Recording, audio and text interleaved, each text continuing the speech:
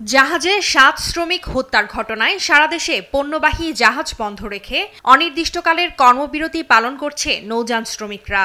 বৃহস্পতিবার রাত ১২টার পর থেকে সব ধরনের পণ্যবাহী নৌযান বন্ধ রেখেছেন তারা।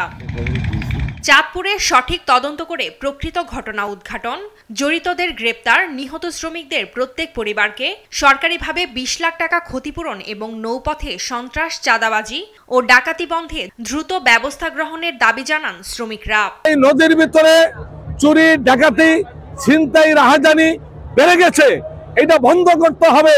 নৌযান ব্যতীত বাকি নৌযানগুলো সম্পূর্ণরূপে কর্মবিরতির আওতায়, তো সবাই কর্মবিরতি পালন করার জন্য রাতে ১২টা ১ মিনিট থেকে যাচ্ছে।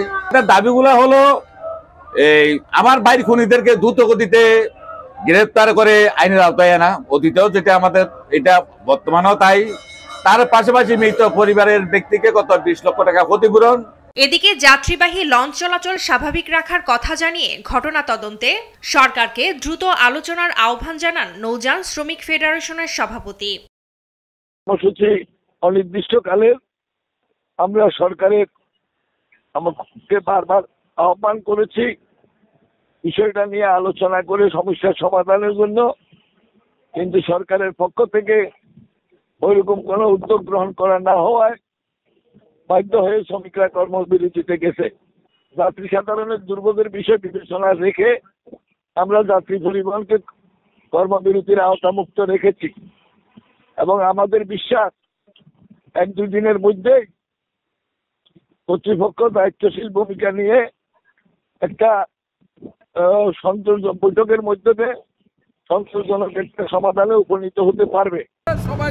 এদিকে একই দাবিতে নারায়ণগঞ্জে অনির্দিষ্টকালের কর্মবিরতি পালন করেছেন পণ্য পরিবহনে কাজ করা নৌযান শ্রমিকরা। শুক্রবার শীতলক্ষার তীরে জাহাজ নোঙ্গর করে কর্মবিরতি পালন করে শ্রমিকরা। এছাড়া সকালে জেলার নিতাইগঞ্জে মানববন্ধন ও বিক্ষোভ করে বাংলাদেশ জাহাজ শ্রমিক ফেডারেশনের নেতাকর্মীরা।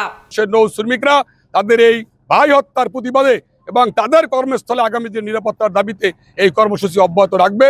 সেজন্য আমরা আজকে বিভিন্ন ঘাটে আমরা প্রোগ্রাম করছি, আমরা শ্রমিকদেরকে সংগঠিত করার চেষ্টা করছি যাতে আগামী দিনে নৌপথে কোনো ধরনের সন্ত্রাসী, চুরি, ডাকাতি যাতে আর না হয়।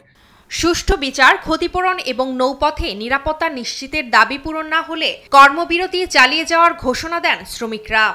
আমরা এই ঘটনার সুষ্ঠু বিচার চাই এবং সন্ত্রাসীদের ফাঁসি চাই।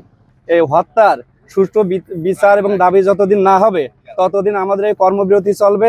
শ্রমিকদের নিরাপত্তা, শ্রমিকদের যেন এই ধরনের কোনো দুর্ঘটনা না ঘটে, এটার জন্য আপনাদের কাছে আমরা আশা রাখবো।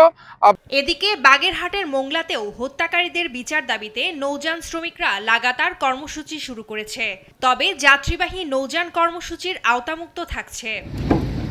লাগাতার কর্মসূচি অব্যাহত থাকলে ব্যবসায়ী সহ নানা প্রতিবন্ধকতা ও দুর্ভোগে পড়তে হবে সাধারণ মানুষকে। টুম্পা আফরোজ, নিউজ ডেস্ক, দেশ টিভি।